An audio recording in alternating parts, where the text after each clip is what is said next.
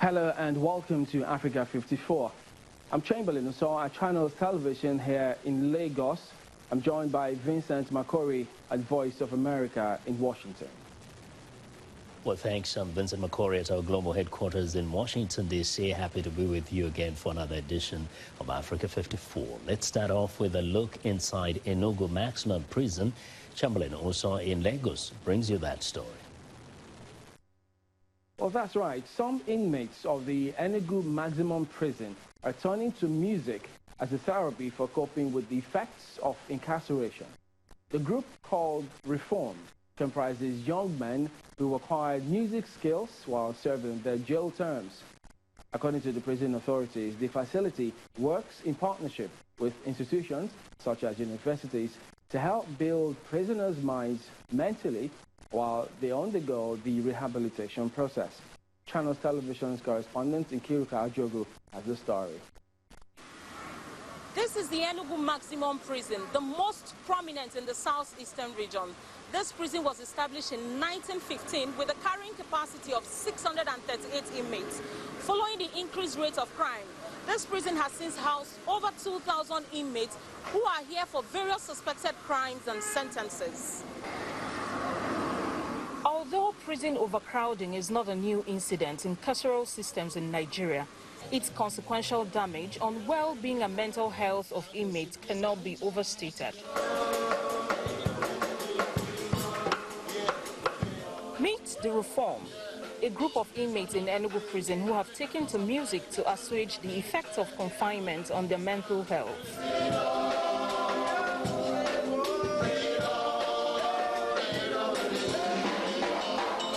Freedom. That is the title of the song composed by some of these inmates who have no music orientation prior to their incarceration. But now they have gained some level of proficiency. They share the inspiration behind the songs. One fateful night, I was sleeping. I couldn't sleep. As the music coming to my mind, so I created the Freedom. I will come here, rehearse, teach with people. As my mind will fill with joy. I wouldn't mind that. I will just wave the jail away. When I enter my cell, I will keep on rehearsing.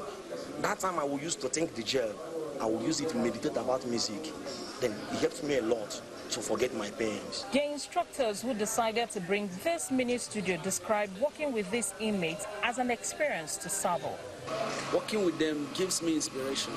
Yes, because most of them, they are so talented that people out there, they don't even know. It has happened once in Africa, but here it's just the first time. So I decided to be part of it. So that's what brought me here. Former inmate Chukwunonso is the pioneer of the reformed group. He has also taken advantage of prison's academic program to be the 2015 best graduating student of the National Open University, a program he did within the 9 years of his jail term. I went to the CC cell. It was a cell that cannot contain like 3 good dogs, but we were 12 there. So, 6 will sleep 6 hours from 6 to 12 a.m. Then the other 6 will sleep from 12 a.m. to 6 a.m. So I like being the first people that will sleep, so that at the middle of the night I wake up and read. And by the grace of God, I made the overall best result in the country, the whole Nigeria. We are putting emphasis on correction, and that one area that is vital, present area that is vital for the reformation of images, music, education, so that by the time they get this skill, if they are released, they will be able to become good members of society and also become employers. As they look forward to freedom outside the prison, their big request is for correctional facility to be improved, to meet international standards and reduce increased risk of diseases, violence and horrendous living conditions. Nkiruka Ajogu, Channels Television News.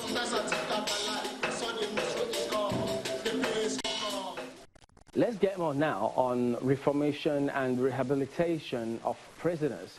For that, we're joined by Smart Isawa, the Executive Director of the Center for Prison Reforms and Inmate Rights. He joins us from our studios in Abuja. Thank you for joining us today on Africa 54. Let me start by asking you, now, a lot has been said about reforming our prison system, the processes, and to ensure that things go on right. Now, in light of all that you've heard and our plans and the ones that are currently on the ground at the moment, what is your impression of how it has turned out? If you have visited any of the prison, you have a lot to take when it comes to negative aspects. If you take away the religious body, you take away the NGOs, or civil societies, you discover that the government have just little to offer.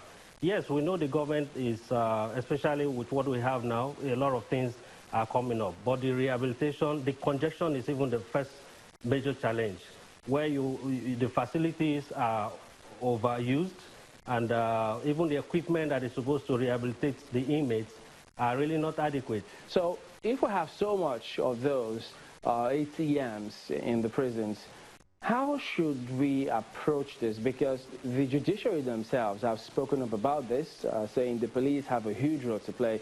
Do you see, yes, there's an exodus, but do you see that cooperation amongst them working towards a single purpose of ensuring that those ATMs are not there in the first instance?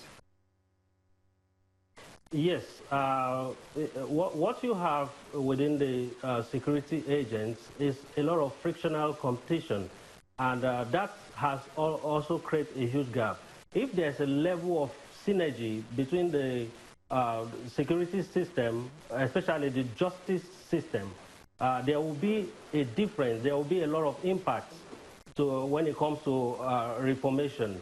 But that is not the case this time. So we are still advocating. We are doing a lot of advocacy on that, so that there will be a synergy between the police, between the justice, Ministry of Justice, and there will be a good collaboration also with the Nigerian prison systems. One more thing, and this is an area that maybe not a lot of focus or attention is given to it, I might say, but it's got to do with the prisoners, the rights of prisoners and ex-prisoners, specifically their economic rights.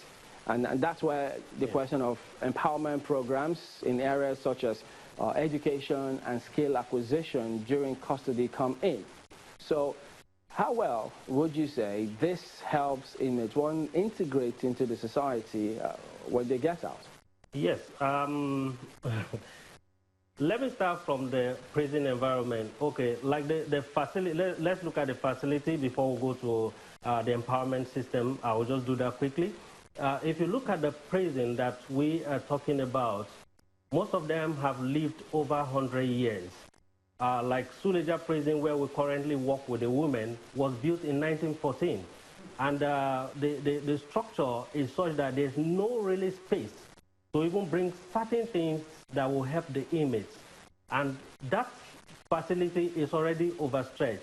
If you look at the small space that you have there, even when you bring education, though they are doing all that is being, that is supposed to be done there, by bringing in, collaborating with Open University and some other educational instructors to bring that facility. But I tell you, the few that have attended some of those programs, they are doing very well. And I can also give kudos to the Nigerian prisons when it comes to that.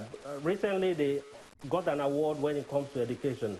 But when it comes to skill acquisition, our organization has gone beyond skill acquisition. We discovered that sometimes when the prisoners hit the society, they don't even know how to deploy the skills they have acquired. So now we're taking it beyond skill acquisition.